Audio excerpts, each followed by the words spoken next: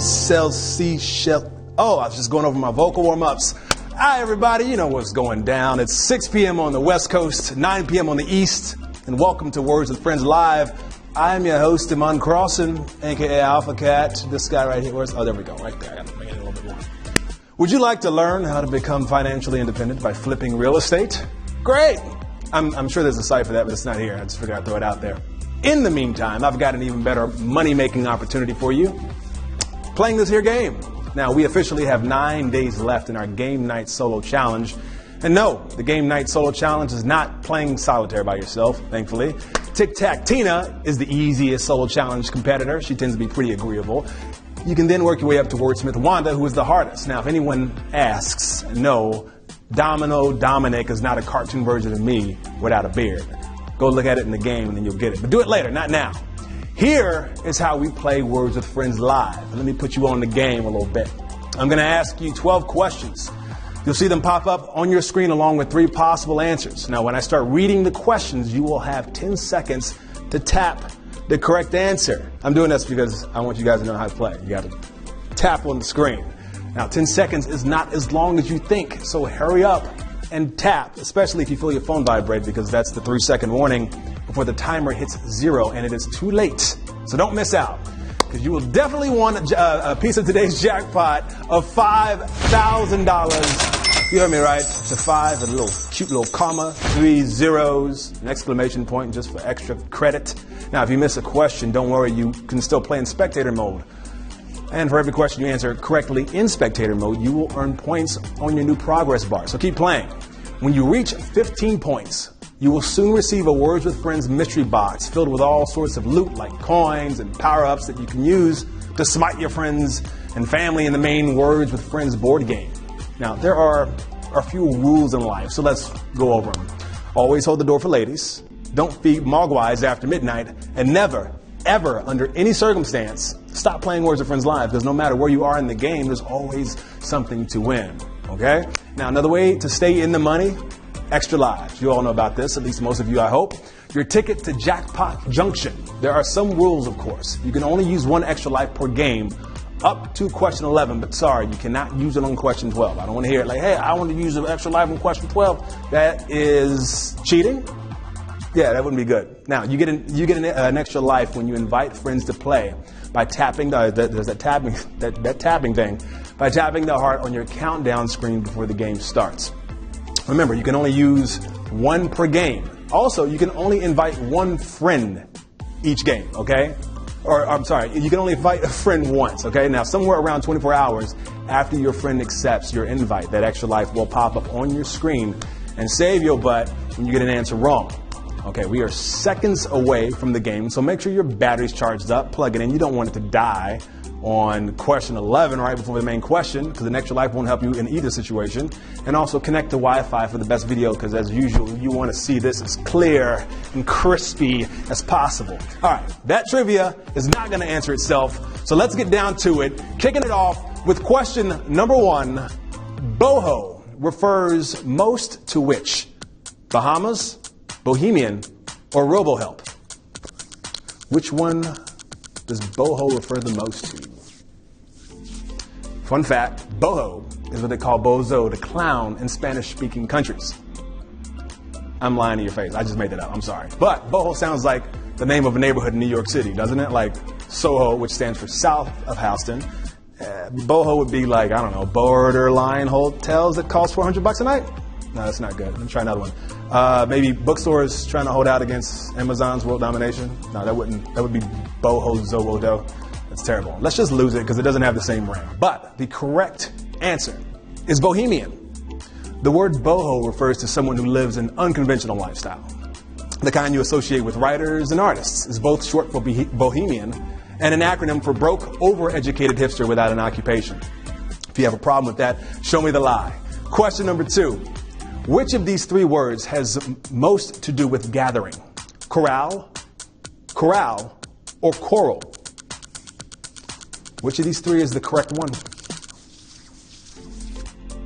Speaking of coral, did you know the Great Barrier Reef in Australia is the largest living organism on Earth? It's true. It's made up of more than 2,900 individual reefs, and is over 1,600 miles long and can actually be seen from space, which seems weird because it's underwater, but who am I to call Buzz Aldrin a liar? I mean, apart from that stuff about landing on the moon, we all know that didn't really happen. I ain't gonna say no names though, Danny. Yeah, you. The correct answer is coral. Coral can be a noun or a verb, and yes, the Great Barrier Reef can actually be seen from space. Golden Corral can be seen from space also because there's hundreds of clusters of them sprinkled throughout the Midwest. It's a great buffet. I like it. Question 3. Fill in the blank.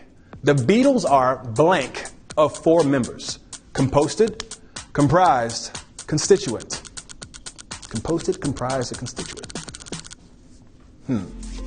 Yes, we are aware that the Beatles are now down to 2 members technically, but we mean the Beatles when they were actually, the Beatles. John, Paul, George, and the other guy, the train conductor looking guy from Tom's the Engine.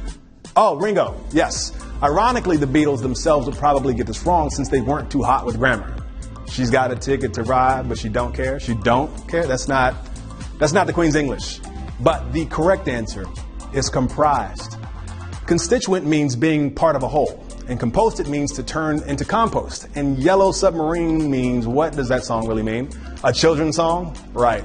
Okay, sure. I'll just leave that one alone. Now, this next one will be a freebie for you notification-enabled players who love the main game solo challenges. So here we go with question number 4.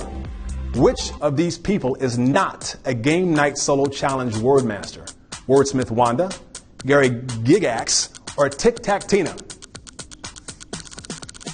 Oh boy. Okay, this is either going to be super easy or super hard. Now, if you play Words with Friends, then you may have already encountered the 2 real wordmasters. But if you don't pay attention to the details of the main game, you might be out of luck. You may be able to squeeze this one out, though, especially if you don't know anything about Dungeons and Dragons, because the correct answer is Gary Gygax. Now, Gary Gygax is not a part of Words with Friends. Gary Gygax was a co-founder of the game Dungeons and Dragons, or D&D, as some of you call it in your mom's basement. I'm just saying, a lot of gamers, chill at home. It's easier to get okay. Question number 5. What number is associated with tetralogy? 5, 4, or 8? 5, 4, 8. Which number is associated with tetralogy? A tetralogy can be a group of related novels or operas. If you get sick and you suddenly have a fever, runny nose, watery eyes, and a cough, tetralogy can also be a set of 4 related symptoms or abnormalities frequently occurring together. Basically, 4 related symptoms making things worse and worse and worse, or as I like to call it, Murphy's Law. One thing goes bad and suddenly everything goes bad. The correct answer, though, is 4. That's right. Yeah, the prefix tetra means 4, as in tetrahedra. a solid figure with 4 faces, or the aforementioned tetralogy, a series of 4 books like the Twilight Saga. Let's be real, Twilight is actually pretty dope. Don't at me. But what you can at me about is this brutal question, because it happens. You know what's coming, guys. I don't know why you don't anticipate it. You know it's going to be a hard one. I don't know why you don't focus. And we lost half of you guys. We lost half of the words with friend fam. We'll be back tomorrow. But now's the time to test out that new spectator mode, right? We went over that in the beginning. Question number 6. Which park comprises more square feet? Golden Gate Park, San Francisco, Central Park, New York City, or Griffith Park, Los Angeles? Which has more square footage? Look at us using that fancy word comprises that we just learned with the Beatles question. Golden Gate Park is 44.3 million square feet. I ran around it. And Central Park is 36.7 million square feet. I ran around that too, or roughly 36.7 million times the size of my first New York City apartment. Yeah, it's a little cramped, but that's just New York City. But when it comes to city parks, those two are small potatoes, because the correct answer is Griffith Park, Los Angeles. Believe it or not, no, I didn't run down that one. Believe it or not, it's not even close. At 4,310 acres, Griffith Park is 4 times as big as the Golden Gate Park and 5 times as big as Central Park. And also, it's twice as big as the last brutal question, because we lost even more people on that one. I'm not trying to be a mean person, but trivia gets rough sometimes. It's this nature. It's the way of the universe. We lose you guys, but we do have 792 people moving forward to question 7. So let's do this. Enjoy your spectator mode. Get the most out of it and get that chest with all the goodies in it. Here we are. Which car model was sold by Geo in the 1990s? Storm, NSX, or Typhoon? Which one was sold by Geo in the 90s? Unusual question, but to be fair, you did choose short-lived General Motors subdivision for 500. Oh, there's nothing back there. Never mind. It's kind of pretty though. I like it. GM started making Geos to try to compete with the imported compact cars that were selling like hotcakes in the 90s. But then came the SUV craze, and soon the Geo went the way of the Isuzu, which is too bad because Geo's cars had cool names like Metro, Prism, Spectrum, and Tracker, all of which I believe were also the name of American Gladiators or Transformers or something. But the correct answer is Storm. The Storm was Geo's attempt at a sports car, but unfortunately, its supposedly high-performance engine produced less of a storm than a light drizzle. Yeah, not a lot of zip. Imagine the Fast and Furious with a bunch of Priuses, and you get the picture. All right, we have over 3,000 moving forward. Okay, I see people using those extra lives. I'm proud of you. Question 8. About how many square feet are in 4,210 acres? Which of these amounts below are in 4,210 acres? If you're playing our game, having just come inside after plowing the back 40, this is your lucky day, because any farmer worth their salt, or soybeans, as the case may be, knows there are precisely 43,560 square feet in an acre, so all you had to do was multiply 43,560 by 4,210 acres, and you had your answer. Duh. But most likely, you have 7-8 seconds to spare, and you could have used it to deliver a fall, or whatever you farmers like to do in your spare time. I don't know what y'all do. But the correct answer is 183,387,600. It's a lot of numbers and zeros and commas. So now you know exactly how many square feet there are in 4,210 acres, which at first glance might seem like useless information, but think of it this way. The next time you're carpeting a room the size of a Midtown Manhattan park, you'll be one step ahead of the game? I don't know. Question 9. Which parent company owns both sunglass brands Ray-Ban and Oakley? Luxottica, Michael Kors, or Vision Express? Which one owns them both? The company in question is a near monopoly, controlling nearly 80% of the major brands in the $30 billion eyewear industry. That's a lot of money. Let me get $5. Can y'all contact loud? Okay. They not only own Ray-Ban and Oakley, they make glasses for top designers like Prada, Giorgio Armani, and Dolce & Gabbana. In fact, they dominate pretty much every segment of the market except the lucrative monocle business, which of course is all Amazon. But the correct answer to this question is Luxottica. On top of everything else, Luxottica owns mass market joints like the Sunglasses Hut and Lens Crafters. I think I think Words with Friends should release their own Alpha Cat sponsored eyewear or specs and call them spectator modes. They'll block harmful UV rays, but also block you from winning money. I haven't figured out the details, y'all, but just roll with me. I think it could be cool. Question number 10. What kind of flower is this? Astilbe, hyacinth, or larkspur? Oh, it's so pretty. Look at it. All purpley looking. I hope no one was thinking that was going to be lavender. Just because you see purple doesn't mean it's lavender. I mean, I do that. That's my fault. All three look similar, but the hyacinth has the best origin story. According to legend, one day the god Apollo was teaching a young Greek named Hyacinthos how to throw a discus, and that made the wind god Zephyr jealous. So he blew the discus back at Hyacinthos, hitting him in the head and killing him. It's a dark story. Out of his blood grew a flower, which Apollo named after him. Guys, the next time you give someone flowers, tell them that story. Trust me. Nothing sets the mood like a lethal track and field injury. The correct answer is hyacinth. That's right. You don't want to confuse your hyacinths with your larkspur, because larkspur is super poisonous, actually. Every year it kills thousands of cattle who have no idea what they're eating, and it's deadly. That's because sadly many cows, especially in poor rural areas, can't afford internet access. Poor them.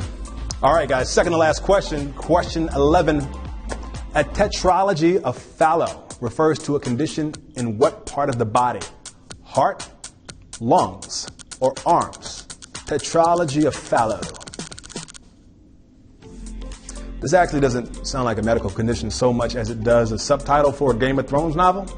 A Game of Thrones Song of Ice and Fire. A tetralogy of Fallot. It sounds close. We do know from that earlier question that tetra means four of something, but unfortunately we have yet to uncover or figure out what a fallow is. However, if you have four different things wrong with any part of your body, you're probably looking at a pretty hefty bill from the hospital, and that's if they can get the parts. You're going to need this part, though. The correct answer is heart.